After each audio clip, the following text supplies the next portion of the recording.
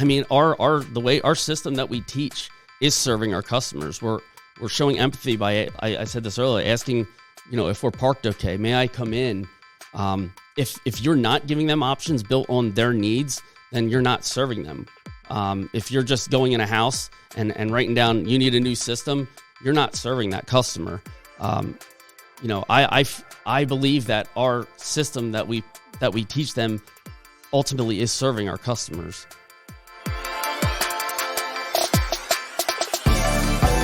Welcome to the Waste No Day podcast, a podcast specifically for and about the home services industry as it relates to plumbing, heating, air conditioning, and electrical.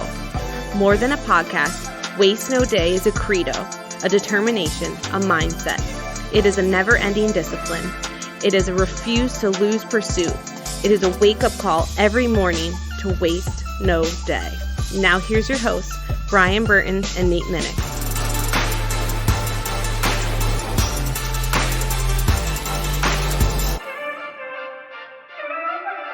Hey, welcome to another episode of the Waste No Day podcast. Your hosts, Nate and Brian, are hanging out with you again, and we are excited to be back after Independence Day. Hope you had a great time there. We're so grateful to be a part of this nation, and we're also grateful to invite on a new guest this week.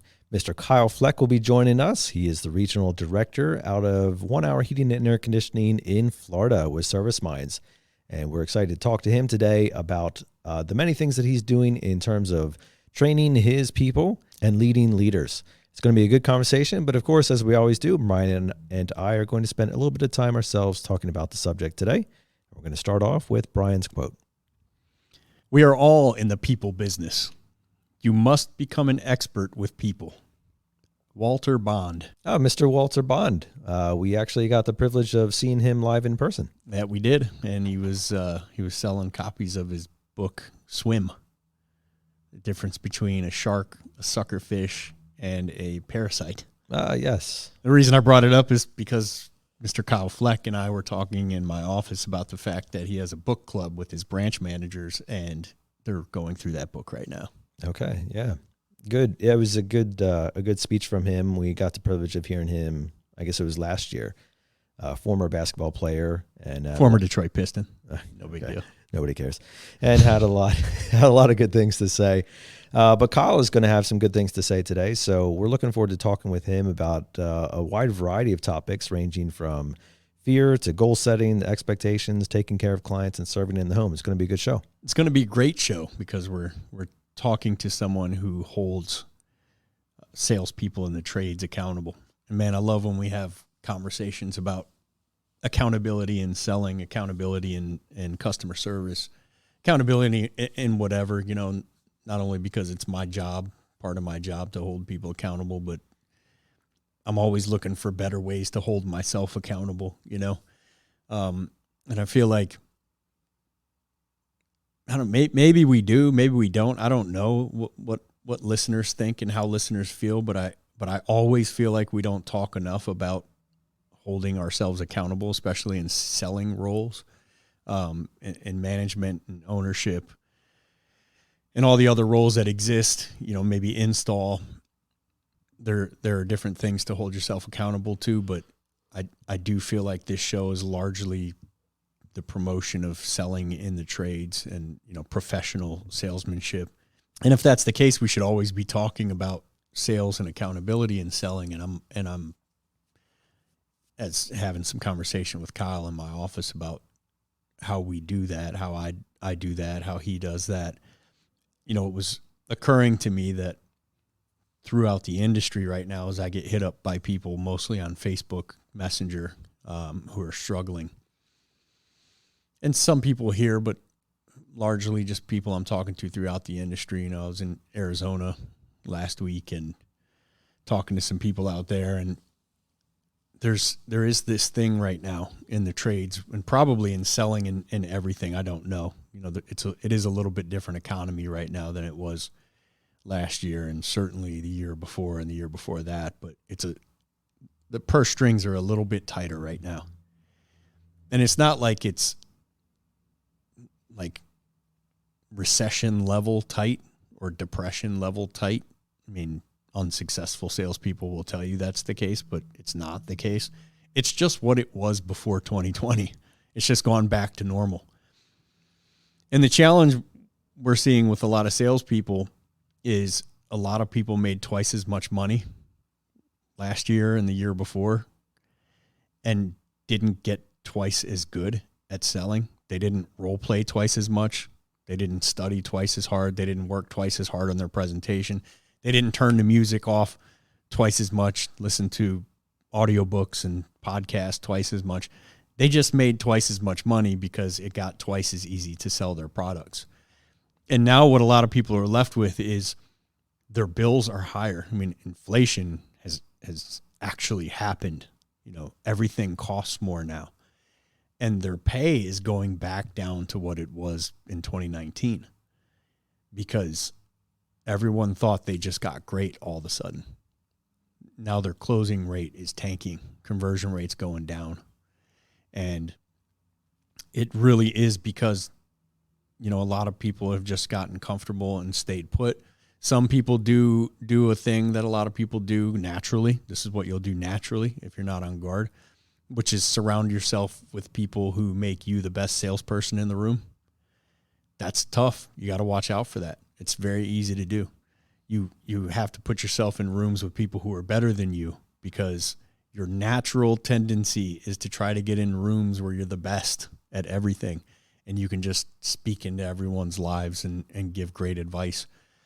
And if you're in sales, man, that's the worst possible thing you can do because you can't just stay the same and make the same amount of money. If you stay the same, you're going to make less because everyone around you is getting better.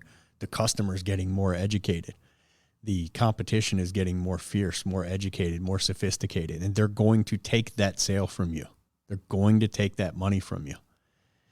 So it's always your responsibility to get in front of and around people who are better at selling than you.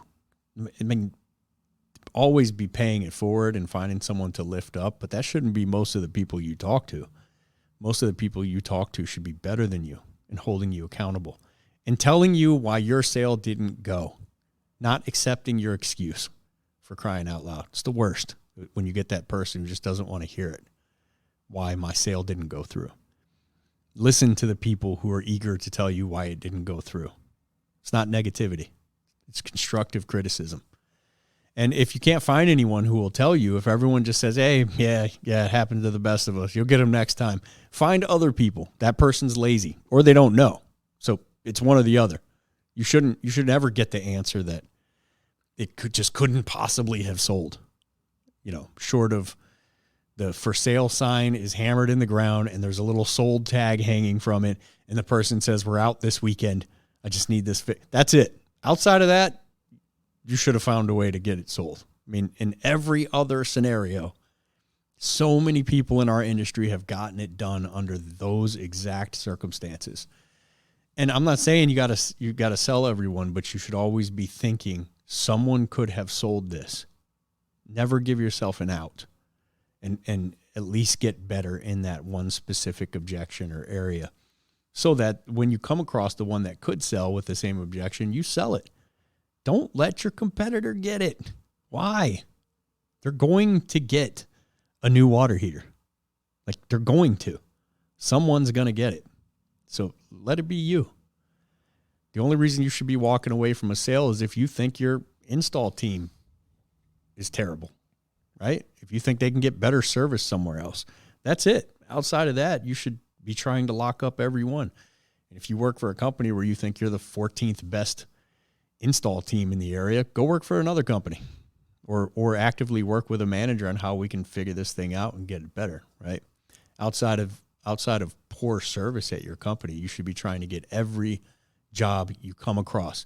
If you're in any capacity in sales and the company paid for you to have a vehicle, paid for that lead, they are expensive, paid for that client to click on their website and call through or whatever, your job is to sell it. Make no mistake. Your job is not to come back with some excuse of why the next company down the line is getting that job. Flat out, period. No more. No more accepting clients giving you a reason why they're going to use somebody else. There's no reason for that. You just have to get better, unfortunately, or fortunately, depending on how you want to look at it. So, and consider us your sales trainer if you need to. Consider us your coach until you go find one. If you're working out and you have an instructor and that instructor goes on vacation for 2 weeks and comes back and whatever, let's say your goal is to lose weight and you're the exact same weight or you're 2 pounds heavier, and you give your coach the reason and the coach goes, oh, yeah, well, that makes sense. Yeah, it was 4th of July weekend, so obviously you're going to eat some hot dogs and hamburgers and some – and is that who you want as a coach? Or do you want someone who's going to hold you accountable and say, knock that off? So maybe we're just standing in, filling in the gap for the knock that off coach until you can find your real accountability partner or partners. But I just wanted to say, like, if you see your income draining right now versus what it was in 2021, say, or 2022, you just didn't get as good as your pay, but you can still do it. How do I know? I know because all across the country, there are electrical salespeople, plumbing salespeople, comfort advisors, maintenance techs who sell IAQ, lead setters whose leads are selling all across the country. And certainly in this building, there are people whose income has gone up from last year to this year, from 2021 to 2023, has gone up significantly, who are already successful, running the same kind of calls, seeing the same kind of people as you. But their income hasn't dropped. It's gone up. Why? Because they got better throughout that time. So you have some people who, hey, I do nothing but listen to audiobooks and podcasts. Okay, how much time do you spend role-playing? How much time do you spend role-playing with people who are better than you? Ooh, that's the tough part, right? I'm cool to role-play as long as it's with people that are somewhat subservient in terms of their selling skills. But finding people who are better and make me feel uneasy and a little squirmy and, submissive, that sucks. It's painful. I get it. But the fact that there are so many people out there doing better year over year over year, and if your income has gone down a little bit, or, what I'm usually talking to anymore is like managers with teams who have the exact same people in place and their numbers have gone down, down, down, while all these other companies' numbers have gone up, up, up in the same markets. Okay, your people made a little bit more money than their skills reflected. Now you just have to catch them up. And that's how it gets done. Accountability. Role-playing. Make sure that you're role-playing the right stuff. You've got to get around people doing it right and find out. Maybe some sales trainers, maybe a best practice group.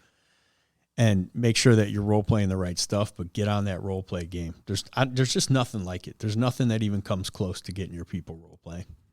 It's well said, Brian, and this show is about making you better. It is about getting better, and we hope that we're doing that each and every week, and we do love hearing from you, which is bringing us to our review of the week. At this time, Brian, who are we highlighting today?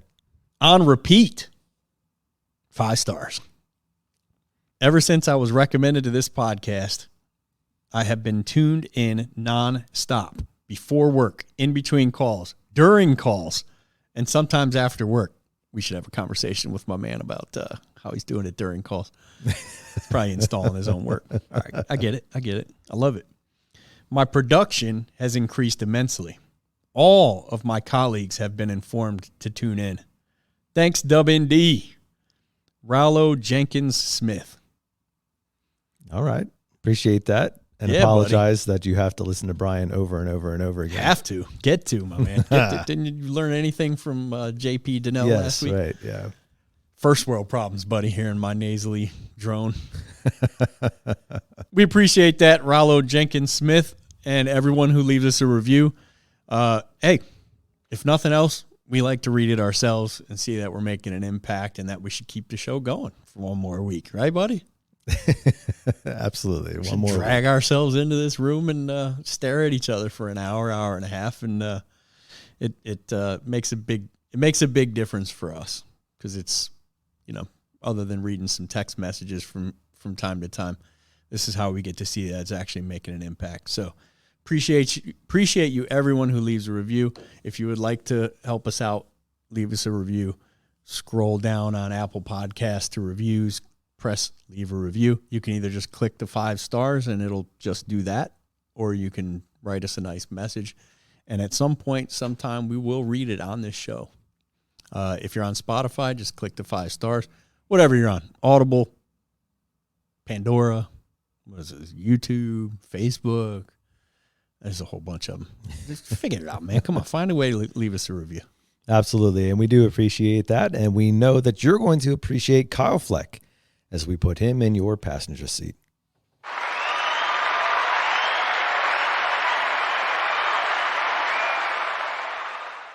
Our guest today is Kyle Fleck. He is the regional director at Service Minds based out of Dade City, Florida. He is the husband to a beautiful wife, a father to 4 amazing children, and has been in the HVAC industry for over a decade, where he has held many positions, including dispatcher, marketing director, office manager, service manager, sales manager, and now regional director. He is based out of Florida, where they are competing in multiple markets across multiple states, and he has developed an amazing relationship with his peers and technicians. He now leads leaders and his branch managers, and we're excited to invite him on the show today to talk about all the things that he's doing in Florida and the things that he's training and the things that he's passionate about. Welcome to the show, Kyle.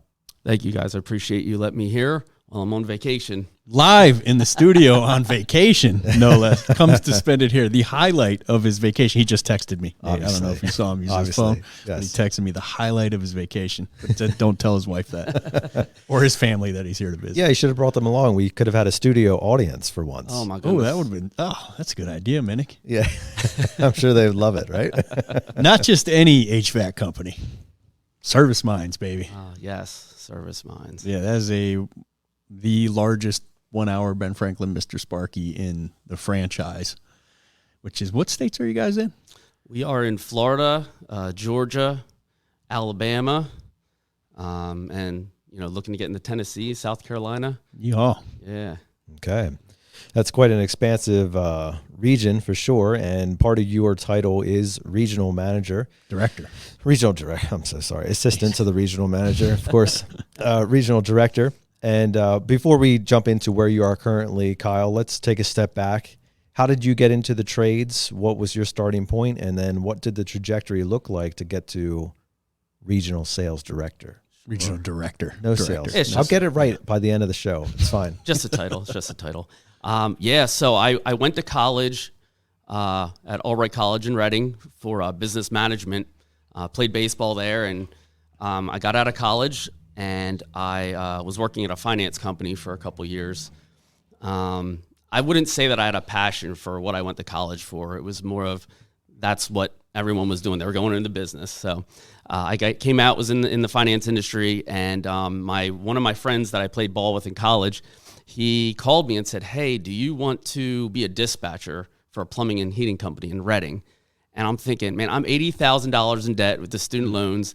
And you're asking me if I want to go dispatch for a plumbing and HVAC company. And I talked to my wife. We were newlyweds at the time. We were married for less than a year, and she was pregnant with our firstborn. And I'm like, should I do this? They were offering more money than I was currently making. And she said, let's just do it. Whatever, just do it.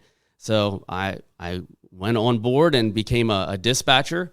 And I was with that company for 9.5 years and worked my way up all the way through the ranks, and was a service manager for the HVAC division for the last 4 years I was there. And then after 9.5 years there, my wife and I just felt like it was time to make a move. And this is where I got out of my comfort zone. And, this is the fear that I overcame. I had a great job, comfortable job, a nice house. I have 4 kids. And I decided to take that leap of faith, and I put my 2 weeks in, sold my house, and lived with my mother and father-in-law in a small Cape Cod in Pottstown for about 4 months until we found a house and a job down in Florida. And that was with 1 hour of Tampa. And I got a job as a sales manager for down there. Mario Martinez interviewed me and hired me there. He's now the DVP of Ben Franklin. We don't talk about Mario on this show. Okay. We've been asking Mario to do an episode for like a year and a half now, and he scheduled like 4 and canceled them. So I'll get him down here, or up here, I should say, up here. And then at Service Mines, bought the Tampa location, and within the last year, I moved from sales manager to the regional director. I now look over 8 branches. And I absolutely love my team. They're awesome. Wow, that's incredible. And the 8 branches are all currently located in Florida. Correct. I look over Orlando. My branch manager is Matt Koskos. And then I have Daytona, ran by James Smith. Melbourne, Dennis Creamer is a huge fan of the show. I have Albert down in Miami, Rob in Bradenton, Michael in Tampa, Michael Traconis in Clearwater, and Tony Green in Lakeland. Incredible. Yeah. So what a trajectory you've been on. And have you been in the field yourself, or has your existence in the trades always been kind of behind the scenes? It's been behind the scenes. And that was tough for me in the beginning to try to earn the respect and trust of guys in the field. I mean, I'm this kid coming out of college. I mean, what do I know, right? And that was an uphill battle. I'm sure it was. And we'll definitely like to get into that as we cover some more ground today. One thing that you mentioned there in your trajectory was a decision to make a change. So you made a choice. You decided, like, there was 2 choices actually. One where you decided to totally shift gears and change career. And then the other one where you totally decided to change location. Those are both substantial changes in any person's life, regardless of what industry or background you come from. And yet, how have you seen those changes impact like where you are now in your confidence and your decision-making and everything along the way? Because surely, those changes came with its own set of trepidations and fears and everything else. But how have those changes molded you into the Kyle that we see today? Yeah, no, that's a really good question. The first change in terms of careers, it wasn't as difficult as this last change was to move locations. At that point, like I said, I was newly married and a baby on the way. So I didn't have 6 people depending on me at the moment. And I was still younger. And at that point, I felt like I didn't have much to lose. But it still was taking me out of my comfort zone, getting out of the business side of it. But this moving locations was scary for me in the fact that I have a large family depending on me, and I'm leaving something very comfortable that has provided for me and my family for 9 years. But doing that, it has allowed me to not just grow professionally, but I've met so many amazing people since moving down to Florida that have helped me grow professionally and as a person as well. And again, it has helped me understand that if you don't take chances, you could be missing out on huge opportunities that can take you wherever you want to go. Absolutely. And that's a great reminder for our listeners that the opportunities are abundant, right? And it's what we choose to do with them that makes a difference. And you've certainly made those choices in your own life.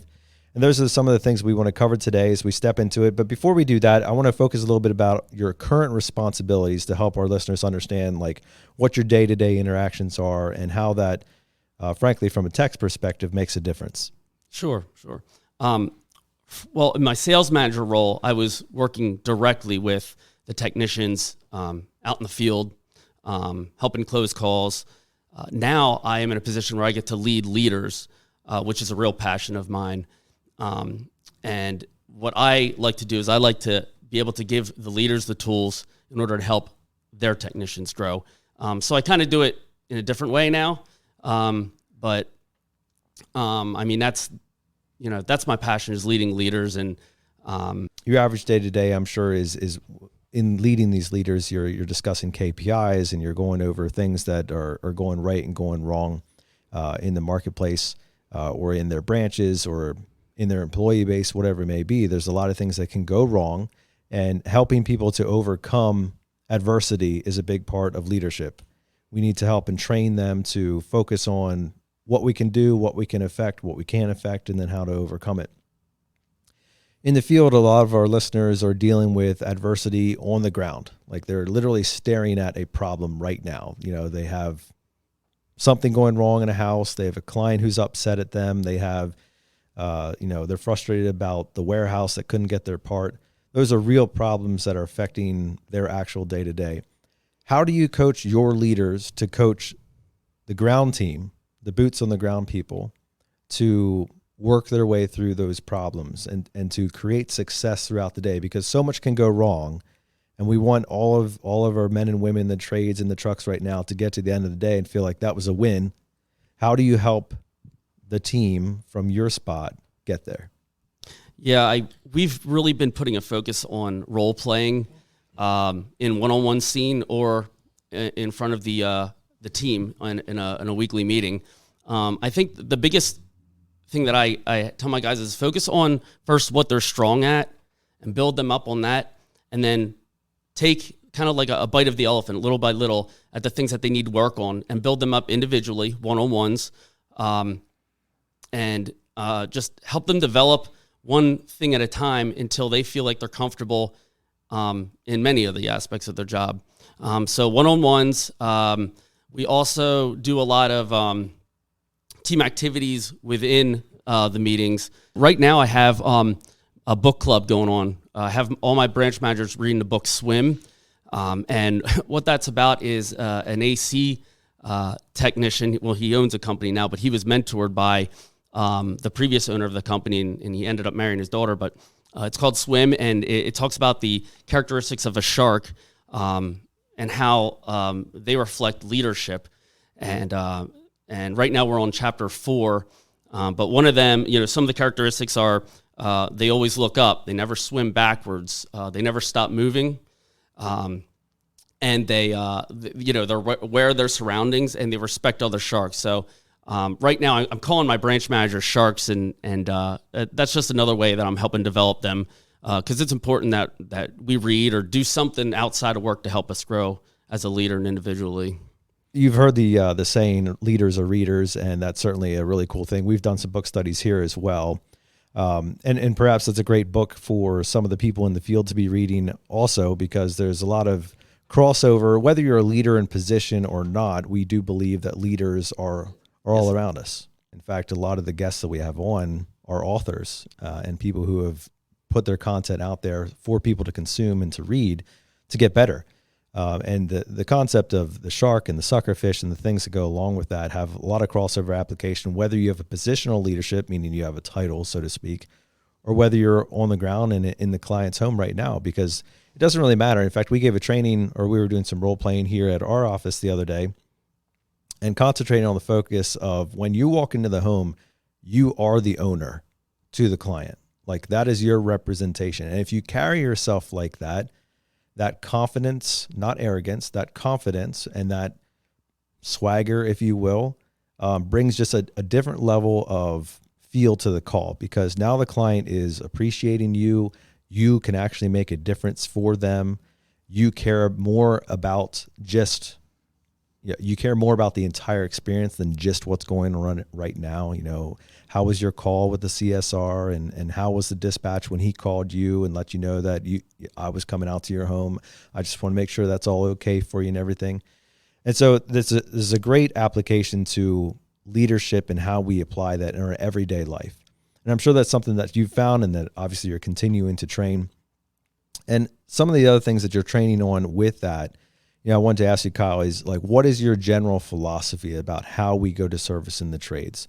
Like if we could boil down all of Kyle's ideas about best practices and all the things that you've read and all the things that you've heard and business coached in, and say, all right, I'm an HVAC tech, I'm a plumber, I'm an electrician.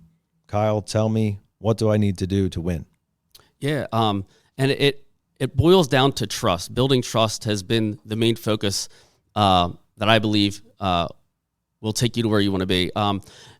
I was in a company, and we were part of a better business practice Nexstar group, but they had the 3 building blocks of trust, and it was empathy, expertise, and expectations.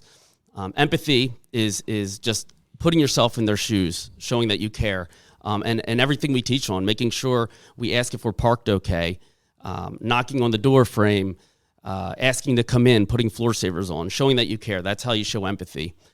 Expertise is asking good questions, open-ended questions, which is, a question that requires more than a yes or no answer. So you're gathering information, and you're able to build the options according to the information they're giving you. And they're going to tell that you know what you're talking about by the questions you ask them. And then expectations is just letting them know, hey, what can you expect today? What will I be doing? What rooms will I be entering in your home? Can I ask you questions while you're looking at my system? When will you be done? How many options will you give me? Like, just setting those expectations also goes a long way. So empathy, expertise, and expectations is the 3 building blocks of trust. And that's what I put a focus on. If you can be successful, if you can build trust, because you can know everything about your trade, but if you don't have that connection with that customer, it doesn't matter. And they're not going to go with the solutions you're offering them. So I would say that's my biggest philosophy, is just building trust. And I like I said, I do that with my branch managers that I lead too. Now, over the years, I'm sure you've had some more direct connection with the technicians on the front line. Do you have any success stories of where, somebody perhaps wasn't using one of those E's as well or at all, and you helped transition them or help them understand the importance, and then, they came out on the other side saying, wow, that made the difference? Yeah, there was I'm not going to use any names or companies, but the company that I worked for 9 years, he was 21 or 22 years old at the time, and he was just a maintenance tech. One of them guys that, like, he read books on the side and did everything outside of work to try and grow personally, but he just couldn't get over that up to that next level. And I had him start using, it was called an agenda card, and it had it basically had the expectations for the customer. Let them know what you were there for, what you'll be doing, how you'll be giving options, upfront pricing, asking for the review and all that.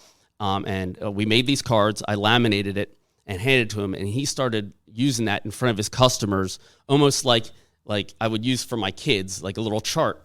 And just it started clicking and clicking, and within a year he was a $2 million selling technician, just by using a laminated piece of paper to set the agenda and help build that trust. And he just took off from there. I love that concept. I think that's a really cool and almost obvious idea. But it's an accountability piece where you're presenting it to the client like, here, Kyle, hold me accountable to this. This is what I'm supposed to be doing on your call today. If we don't check any of these boxes, you let me know, and I'll apologize and we'll get back to it. I like that, from a simple hold me accountable, but also keeping the client informed about how the call is supposed to go, which we've talked about many times. Nate likes it because he would not need it, and it would go even better than the sheet. I would dislike it because the client would go, yeah, you skipped 4 of these 6 things every single time, and it would be a different 4 every time somehow. But see, you could even play a mind game on that, Brian. You could be like, all right, here's my 4-step process, and then you do 8 steps, and they're like, wow, I didn't, what's going on here? Went above and beyond for none me. of them were on the list, but I did 8. But on the opposite side of that, I also had technicians who weren't hitting goals, and I asked them, well, are you using the sheet I gave you? Well, no. Well, why not? Because it's stupid, uncomfortable. That would be an actual answer? Yeah. Well, I would never say that to a manager. I mean, I said it all the time, but never to a manager. I give a lot of grace. Yeah, we were talking about that earlier in my office, which is the difference between having a process and not having a process. I wish we could come up with a different word, because everybody's been so verbally beat to death with quote unquote process. Yep. But it's so true. It's a real thing. It's like people who go to the gym and just do whatever they feel like doing. It's funny. I left the gym that I'm currently at, the Lampeter YMCA, and I went to Gold's Gym. And Gold's Gym closed and then became another gym, and I went to that gym for a little while, and eventually just now my wife's going to the gym with me in the morning, so I'm back at the Lampeter YMCA. The whole maybe 3 years, 2 or 3 years that I was gone, I'm back at the same time in the morning, 5 a.m., and there are a handful of people who were there when I left. and I don't hang around and talk too much. I'm always pretty pleasant unless I want to recruit you. Then I'm very chatty. But there are these people there, and it's funny because, like, you know, there are these two dudes that were there that look like they just became different people. Like, one of them is way more fit, you know, and he's like toned and lost a lot of fat. And one of these dudes look like he's gained 2 inches of muscle everywhere on his body, and he's lifting way more weight than he was before. But then there's this other guy and a woman who were both there who look exactly the same, like have not changed the slightest bit. And it's funny to see them in there now for me. And what I see is those two in particular, they come in, they kind of look around, and you can see it on their face that they're figuring out what they're going to do today. And it's just like whatever's available and whatever I feel like, and they don't have any kind of process or plan. And it's like, you know, Mondays this day, Wednesdays this day, whatever, like some kind of program or process. And the major difference is, if you look at the two guys who changed dramatically, one of them must have just been going for losing fat and gaining a little muscle. And one of them was clearly, I mean, he was pretty fit before. He was just trying to get stronger and bigger. And, you know, I commend both of them because they're just going after something. But they have notepads. One has his tablet, and one has like a binder that he opens up, and they write down their numbers and stuff. And it's just a clear, I mean, I commend all four of them. Like, you're getting up at 4:30 and to show up at the gym. Like, that's a big step in there. Life. Yeah. But it's so obvious who's got their process because they're developing, and who's just kind of winging it time in and time out. And, you know, it's better than not going. And there are plenty of people who get in and try to do what we do, which is not just learning the trade, but also learning to be a better communicator and asking questions that are most likely going to end in rejection, which is why most people don't sell. I mean, they like to make up all these grand excuses how they're good people so they don't sell, but they're just scared, is what it is, and hate rejection like we all do. So showing up and trying is great, but man, if you have a process in place, your friends and family and yourself will watch you develop into something great, or at least greater than what you are now. Because when you have a pretty specific process, and I don't mean to canned, this is every word I say, most people can't do that. But a process where here are the things that I do on every call. When you go south and you hit that inevitable dry spell, you know, you're going to get into a space where you don't sell anything for a few weeks, days, months, whatever. You can go back to your process and say, what did I change? Like, where did I go sideways? I'm clearly not doing something right. So it's crucial to have that. Whether you show it to the client or not is, I'll leave that up to you. But having some step-by-step, like play-by-play, these are the big things that I have to hit. You know, when I give morning meetings, Nate knows. Nate gives they're nearly scripted, right? Your trainings. It depends what you mean by scripted. I mean, they have a significant amount of notes and outlines. Yeah, yes. Like he's going back to this notepad like over and over again, and I'm like, whoa. I have like 3 words. I'll just write 1, 2, and 3, or A, B, and C on the board. I'm with Nate. I have a whole outline every meeting. Yeah, I have an outline, but it's like, here are the big 3 things I need to talk about, and I'll have to look back at the board and go, oh yeah, I got to talk about number 2 now. And I just fill it all in with content out of my brain, but I can't do like a scripted thing, but I will have this 3-part outline of things that I have to, points that I have to touch on. And then I'll figure out the rest, because I'm much better off the cuff than having a script. I get nervy and kind of like I'm not there. Just can't do it. But Nate, put him out there with nothing to talk about, and he's going to struggle. But if what was that last meeting you gave? Was that gratitude? Yes. I mean, the last one you saw. Yeah. Nate's doing our core values training right now, going through our 4 core values 1 week at a time, and he did gratitude the last time, and it's like. By the way, that's awesome. You have those core value posters all over the place. Yeah, they're everywhere, even awesome. Right here. Yeah. So yeah, the third core value is gratitude, and he did his gratitude, and it was like he would and he crushes these meetings. He's just amazing at them. But he would come back to his notepad, and it was almost like he plugged into the wall and his battery recharged. And he came with a whole new set of things to talk about. And this was, less than an hour meeting, right? Yes. Yeah. So it was, but it gives you the two versions of it. Not a lot of trainers will train that you have to be scripted. A lot of trainers will train that you have to not be scripted. I think there are people who need to do it one way or the other. Yeah. You can't format that for everybody. I mean, I've come a long way with running meetings. I was terrible at it in Pennsylvania, and You mean today? and today, yeah, right. Nervous as heck today. I'm kidding. But I went to some train the trainer classes about 5-6 years ago, and Who was leading them? Curry? it was through Nexstar. Oh, Nexstar. Not to Okay. give them another plug, but I learned That's so all right, much. buddy. We know some great people at Nexstar. But what I learned was I tried so hard to if I had a 45-minute or an hour meeting, I tried so hard to fill that up with just me talking, and I realized that it's all about my audience interacting, letting them get involved, and you're really only doing 10% of the talking, and so I just switched gears and I just learned how to take control of the meeting. Before, I would have this great topic in my mind that I wanted to go over today, and then I would let a tech or two with a couple negative comments start running the meeting, and before I knew it, I lost that hour that I planned with my guys, and I lost it, and that's a shame when you only have so much time with your people and you don't use it the way you want it to. That's like the worst feeling in the world. See, that's the difference between coming out of a truck and not. Like, I know, and especially in a newer group that I don't know that well, if I let the tech start talking, this meeting's going to go negative. Why? Because if you let me start talking back in the day before I was, kind of developed into a more positive, gratitude-driven person, I was going to take the meeting negative. Like, as the trainer, you got to keep it on the page you want it on for sure. Yeah. I use this technique I learned called the parking lot. I put a pad of paper up on the wall and write parking lot, and I make spaces, and I have sticky notes.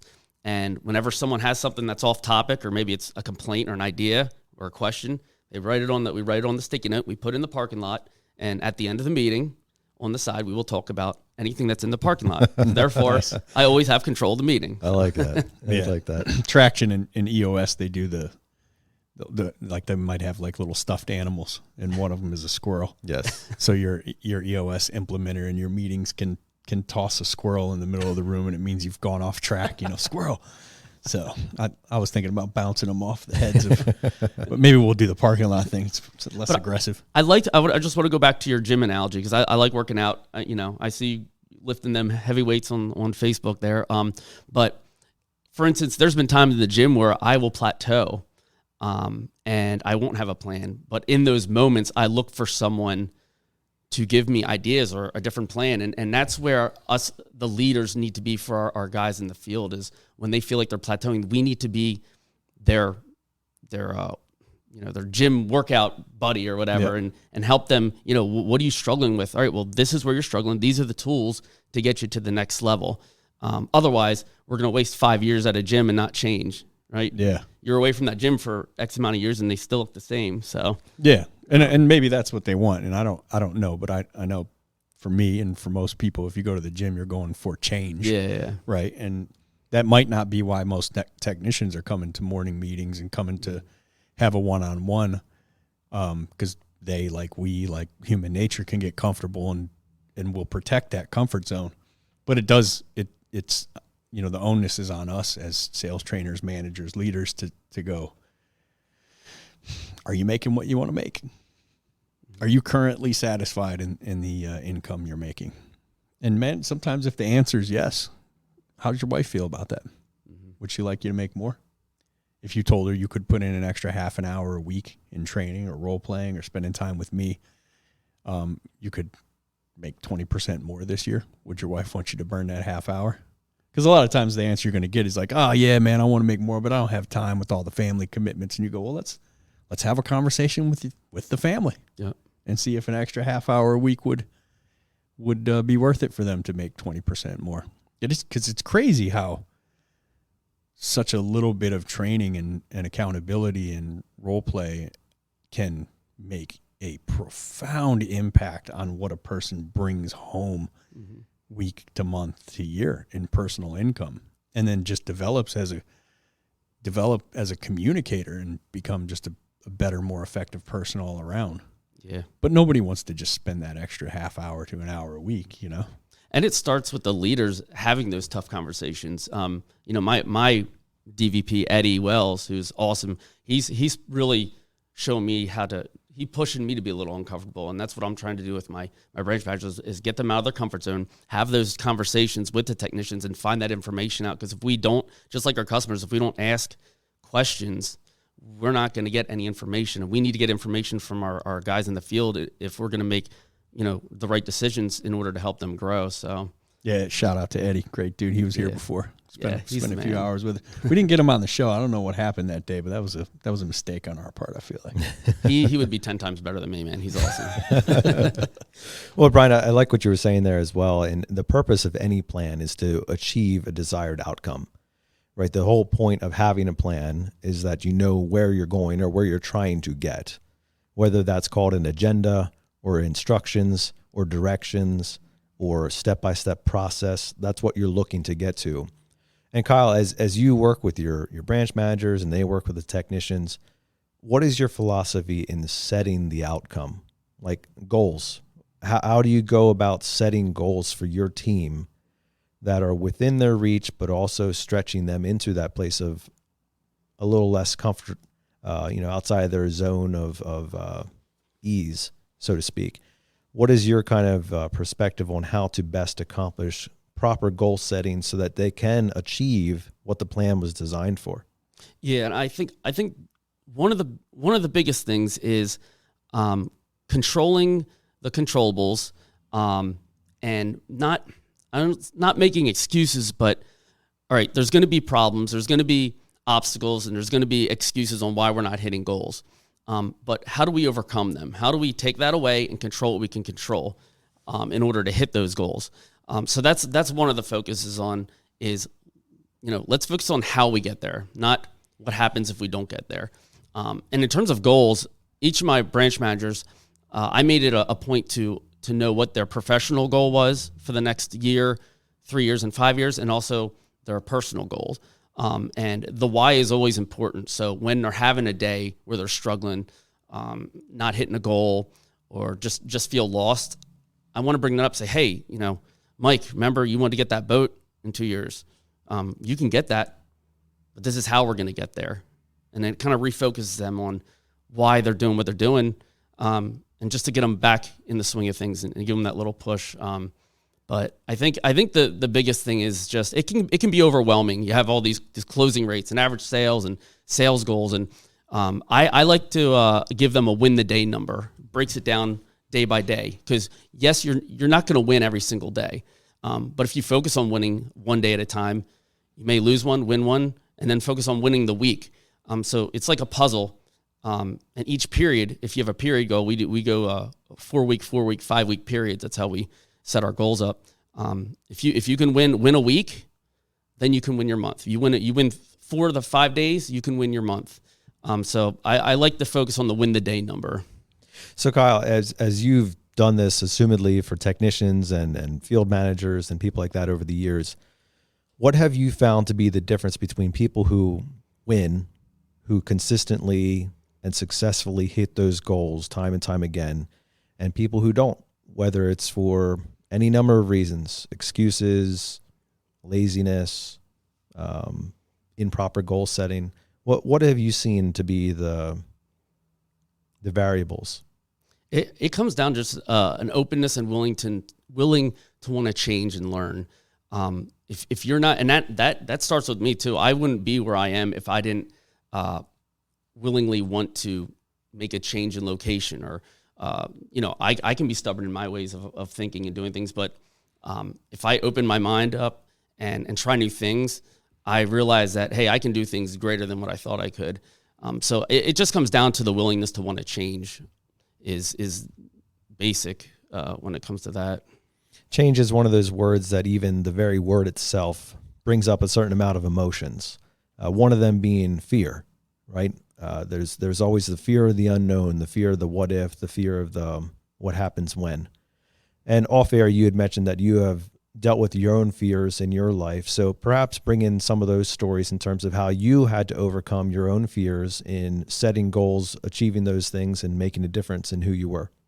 Yeah, I mean, goodness. I mean, back in college, I hated standing up and giving a report to anyone. And now I'm, talking in front of technicians every single day. Almost. Dozens and dozens of podcast listeners as well. Yes, thank you for reminding me. As I'm sitting that here, many dozens? My Let's heart's just say dozens. beating. Yeah. Just dozens. Yeah. So, well, he's going to force all of his team branch managers to listen to that. Yeah. So that'll probably double our record. Triple our record day. But oh my goodness, I mean, in terms of a fear of talking in front of people, I've grown so much in there. I had some insecurities, never thinking I was good enough. I was just talking to you about that earlier. What's that called? Where you feel like you're not good enough? Imposter syndrome. Imposter syndrome. Oh my goodness, yes, imposter syndrome. And then as I had family, I had fears of not providing for them. I am a Christian. I put a lot of faith in God as well, and He's the ultimate provider. So that's another area where I really lean on. But what I've learned is, as long as I have a heart to serve, things just come naturally. It's like a byproduct of just being serving and loving others, and that's what I put a focus on, and it's gotten me through so much where I didn't think I was capable of doing. But what does that practically mean? I mean, a heart to serve sounds great. We'll put that on some T-shirts and wear them around the office and stuff like that. Maybe get a tattoo. Brian needs some new ink here shortly. I don't have any ink, but yeah, some new ink would be. and let's do like the heart, not spell it out, but yes, like a the big emoji red heart. Yes, the heart to serve. I mean, it then sounds, the number two, sir. All right. Sorry, go on. It sounds cliche to some degree. Yeah, but you're saying that actually made the difference. So what does that practically mean? I mean, I wake up and how can I help someone be 1% better today? Whether that's one, in fact, the book we're reading, Swim, it talks about if you're in a room of 10 people and maybe 9 of them don't listen to a word you say or don't succeed that day, but that one does, then you won that day. That's a success. And that's what my focus is on, is if I can make someone 1% better today, then I feel like I did my job that day. I don't know. I know it sounds simple and cliche, but it's down to that simpleness for me. But it's simple and it's cliche because it works. Yeah. So when you would, I don't know if you stated that obviously, or if you just worked it out in practicality with technicians, what would that look like to them? Like if you're speaking to a plumber right now in the field or HVAC tech right in the field, and you're saying, "Listen, man, you gotta serve." What would you tell them that looks like? I mean, the way our system that we teach is serving our customers. We're showing empathy by, I said this earlier, asking, if we're parked okay, may I come in? If you're not giving them options built on their needs, then you're not serving them. If you're just going in a house and writing down, you need a new system, you're not serving that customer. I believe that our system that we teach them ultimately is serving our customers. What happens when you get some pushback on that, Kyle? When people, for any number of reasons, whether it could be ignorance, like they're just young in the trade and they haven't really experienced it, or it could be callousness and they're just like, you know what, man, I've been doing it this for so long and I'm not going to change now. What happens when you run across some of those people who aren't quite ready to jump aboard the service train and understand things as you're putting them out there? How do you get them to understand and to believe in what you're saying? I mean, I believe in the ride along. I did this when I was up in PA here. If I had an underperformer, I would stick him with someone who is hitting the ball out of the ballpark, because I can tell them all I want about it's going to work, but until they actually see it happen, then something clicks. So my go-to was always to have them ride along with our superstar and let them see it in live action. And I assume you've seen some success in doing that over the years, where you've paired up some people. Has there ever been like a great success story from that?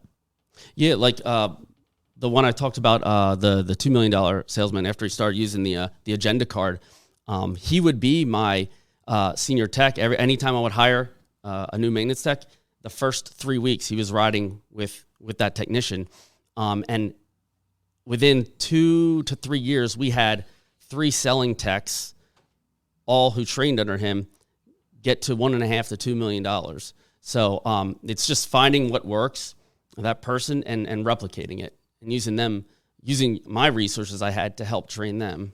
We do have this implemented down service mines. It's called the manager call. You're not allowed to leave a call unclosed. And pretty much the technician, he presents the options. Customer says, I'm thinking about it, or I'm not ready to go with it. Technician is to ask, we went over all these options. I felt like we went over, answered all your questions. What can I do to earn your business today? Straight up ask the customer. And the customer will give the reason. We'll just say it's price at this point. I thought it was going to be, $300 cheaper or whatever. All right, well, Ms. Jones, listen, we want to take care of you today. Let me call my manager, Kyle. Let me get on film and see what we can do for you today. So he'll call. Hey, Kyle, I'm here with Ms. Jones. And I asked them to go through every single, in detail, everything they did, because I want them to rebuild the value in front of the customer to remind them, hey, this is everything that I did today on the visit. Is this like a speaker call? This is on the phone with the customer. Yeah, so yes, three-way speakerphone. Yeah. All right. So they're going through everything, and at that point, I want the pressure, not the pressure, but the weight to go back on the manager, and the manager has his own script. But I want the technician to get on the side of the customer, because as you know, for marketing, you spend X amount of dollars to acquire a new customer. Even if we only made $1 on that call, at least we don't want to lose that customer for the rest of our life, or possibly, they're going to tell other friends and family, hey, I paid $89 for this company to come out or whatever, and they didn't take care of me. We want to at least take care of their needs and do all we can before we leave. That's just one of the tools that we train our guys to do, is do the manager call. If there's someone that is struggling to close, because the last thing we want is them to just walk out without even us trying, because sometimes they will learn things from the manager during that conversation that, oh man, I forgot to tell them about the financing, or I didn't think about this or that. So it's just that's just one coaching tool we use. I enjoy that concept, and I think there's a lot of fantastic accountability that comes from that. I'm sure and training, and I'm sure you've had some guys who roll their eyes, so to speak, when they have to make that phone call, or perhaps they try to get out of making that phone call. How do you build the value back to them to help them understand, listen, man, this isn't me trying to breathe down your neck. This is me trying to help you succeed. Because there's a fine line in between there, right?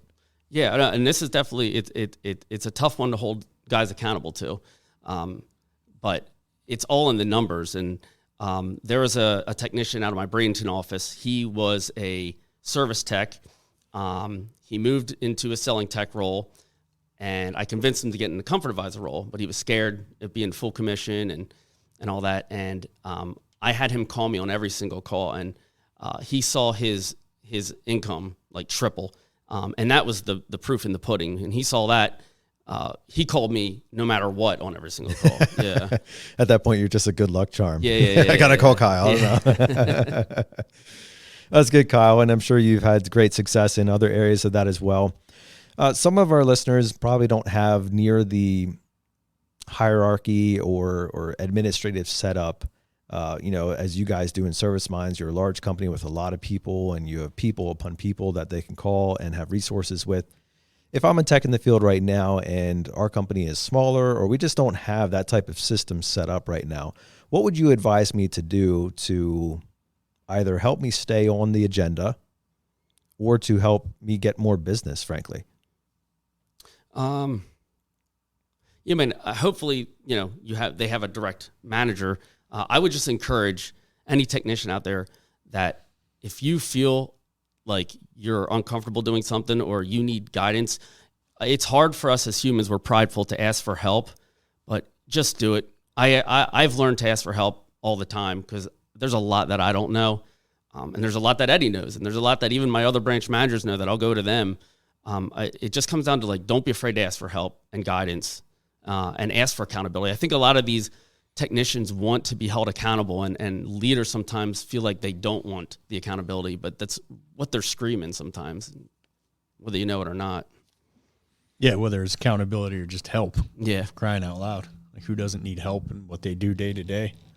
I mean, maybe you don't think you do, but you could be so much more effective if, like Tommy Mello's never stops screaming that he's the dumbest guy in every room he's in at his own company. It's like, surround yourself with smarter people, or just ask someone smarter. Ask someone that you don't consider smarter, and just get a different perspective on something. Yeah. So, like Ryan, our 1 hour HVAC operations manager this morning, is talking about how to delegate a certain task that needs to be delegated. And he was trying to figure out how to best do it himself. And I said, well, have a meeting with your technical supervisors, service manager and technical supervisors, 3 of them. And he said, yeah, I'll just present them what I'm thinking. And I said to him, something that I do often was, don't present what you're thinking. Don't start there, because you're the authority figure in the room. So not 100% of the time, but oftentimes the go-to of subordinates is just to agree with what the boss said, and maybe we can tweak that. Make yourself the last person to have an idea. Start with the lowest guy on the totem pole and say, let's say in this case it's Nate, because it is. Nate, do you have any ideas on how we can solve this issue? And then let him speak. And then say, Kyle, do you have any ideas on how we can solve this issue? And then so on and so forth, all the way up. And then let the highest ranking person in the room be the last person to speak. And then you have, 3, 4, 5 ideas that you can actually go over with the entire team that are their own genuine ideas. And you start with the lowest person on the totem pole first and work your way up to the highest ranking member of the group. And that way every idea is actually heard, and you can actually talk about and dissect each idea and come up with the best one, not just the one that the boss came up with.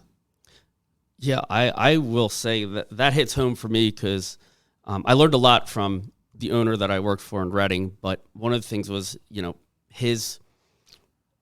was always his way or the highway, and it really kept me from thinking and verbally expressing my own ideas, and that was something that I had to grow out of.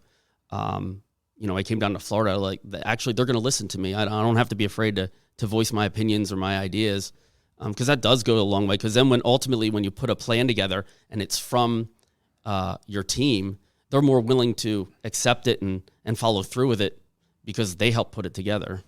And the same can be said about the client. So earlier you talked about the trust system. What was that second E?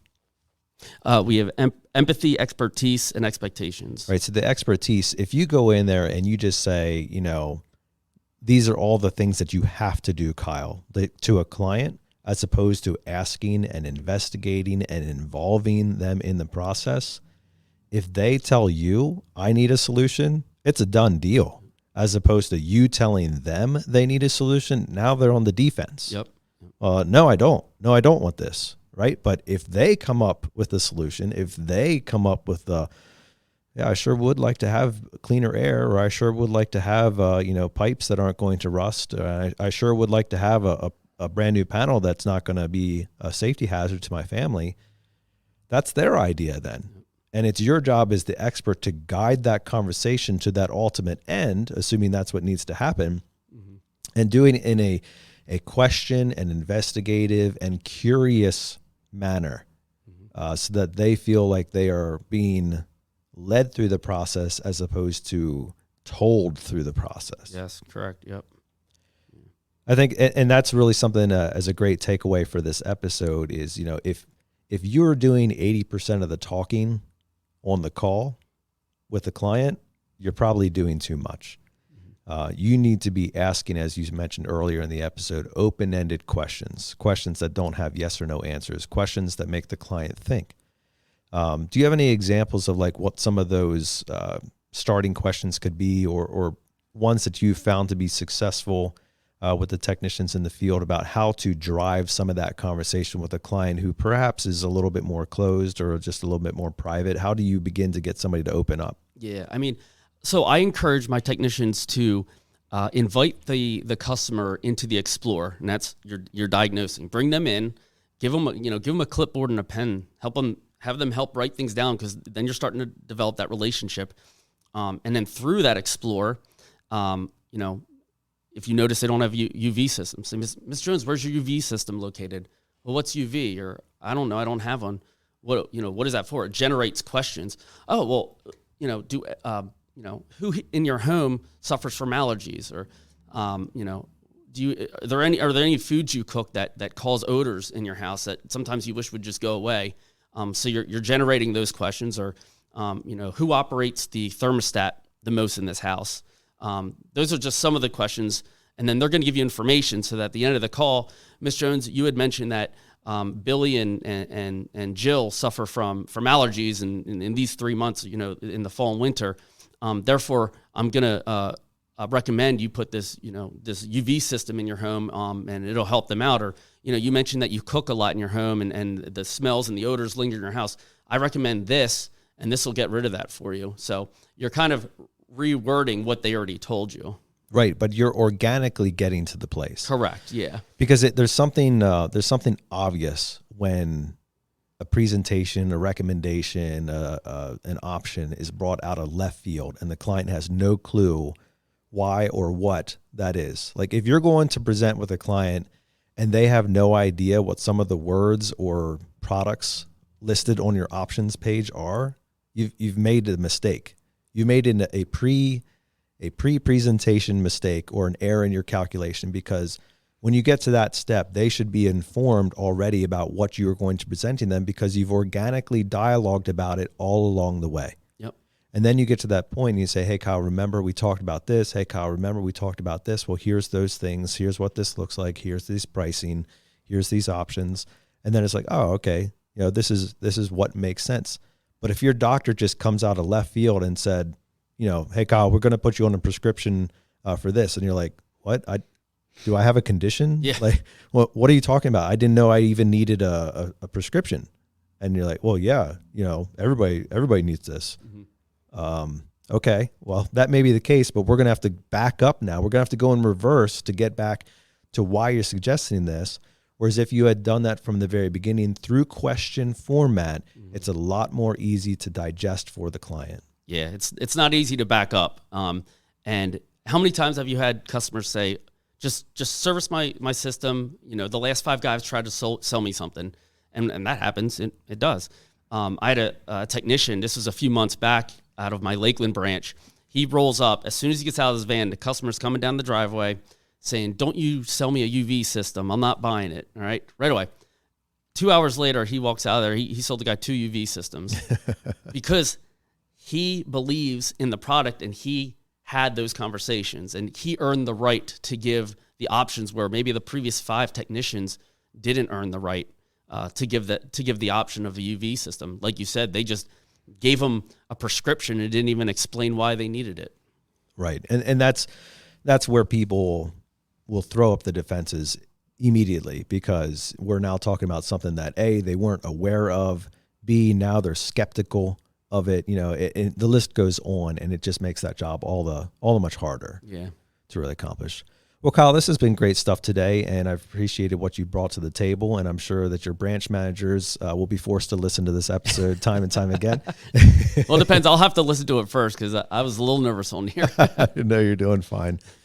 But if people are interested in any of the concepts that you talked about today, or are curious about learning more about them, is there a good way to get in touch with you?